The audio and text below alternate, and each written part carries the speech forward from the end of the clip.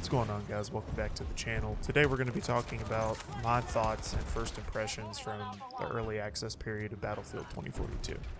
Over the last few days, I've gotten to play after EA sucked up my $90 like it was nothing, and been able to play this beautiful masterpiece of a game. I'm going to talk about a few things today. We're going to talk about gameplay mechanics. We're going to talk about some of the new features with vehicles, customization system like the Plus system, and some other things like specialists in the game. We'll go ahead and start out with the specialists and how I feel they fit into this Battlefield franchise. Now, I've been playing Battlefield since Bad Company 1 on Xbox 360 when I was just a tiny lad.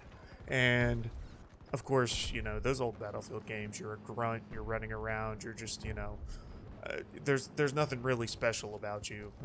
You just sort of are a regular soldier, you run around, there's these massive choke points on maps, or there's just these wide open spaces, and sometimes you do something amazing with your little regular soldier, and sometimes you just die over and over and over again, running into the same spot trying to get a sick clip or something like that. But one thing they brought to 2042 is updated movement and the specialist system. Now, I think personally, after playing for a few days, I like the way the specialists fit into the game. I said in my reaction video that I wasn't sure how they were going to fit in, and I thought that, they weren't going to fit in, and I saw a lot of other people share the same sentiment of, why are we putting this into a Battlefield game? This is supposed to be the tactical, realistic version of COD or something like that. But I actually think their abilities that DICE have decided to go with actually fit in and very subtly affect the game as a whole. I've personally been playing a lot of Sundance. I think the wingsuit is really nice for changing positions, being able to go around and get points of advantage. McKay does that as well, but I think Sundance has a greater ability to do that.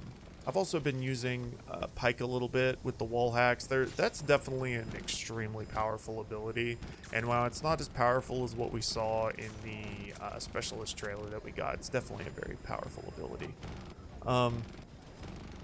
Some of the other things that have been dealing with a lot of have been vehicles. Vehicles are extremely powerful in this game.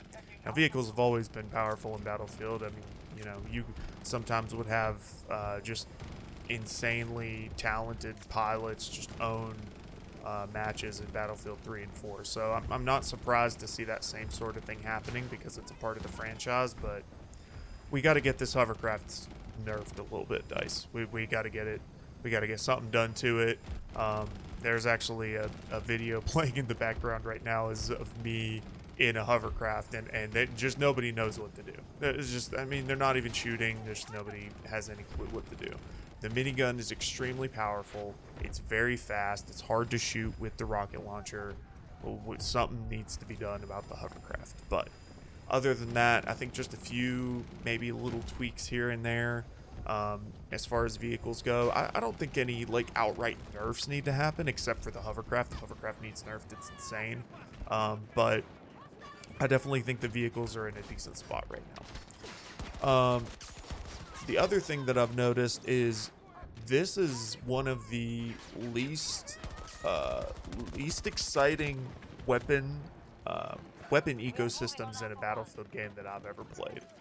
There's a few that stand out, mostly the submachine guns, the PBX-45 and the PP-29 are two of my favorites right now. I've been using them a lot, and it seems like I haven't done any actual testing to see the statistics on this, but the PBX-45 and PP-29 are for sure outperforming the M5A3 and the AK-24.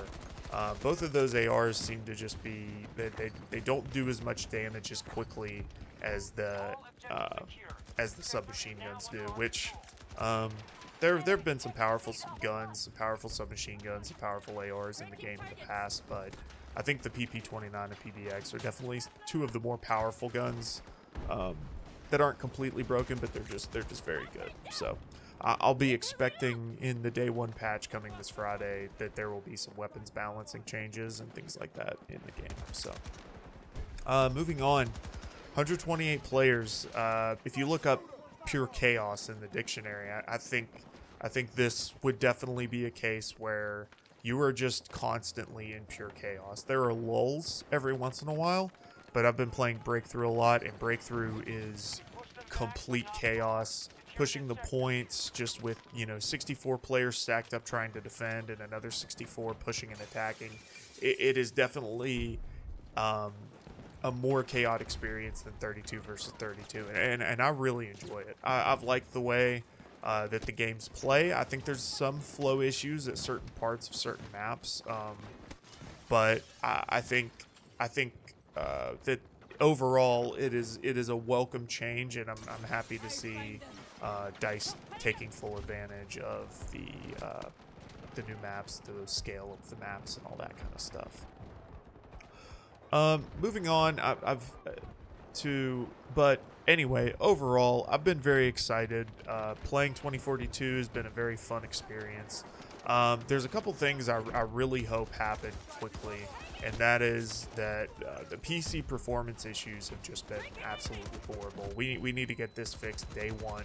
If it's not fixed by Friday, it needs to be fixed in the near future. I run a R7 3700X and a 3070, and I've been averaging on low settings around 50 to 60 frames, which obviously CPU bound, it's not utilizing my graphics card, but if I run it any higher than that, I'm running about 40 to 50 frames, and it's just becoming unplayable. But I'm excited to see what the future of 2042 holds. I think DICE have really had a solid blueprint, and the gameplay is solid. That's one thing that is very important, is that I really like the gameplay. The things that need to be ironed out are not game breaking. They just need to fix a few things here and there, and this is a very solid foundation to build off of. So with DICE saying that this is going to end up becoming a live service game and be that kind of model, I think they're really going to be able to utilize that and make some really good improvements to how the game runs, what sort of content we have in the game, and I hope to see more guns and stuff in the future.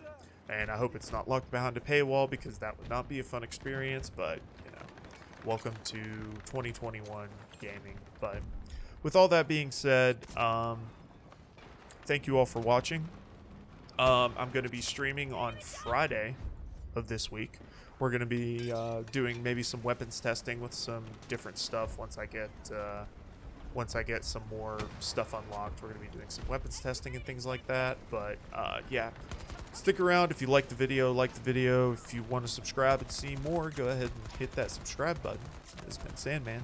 See you later.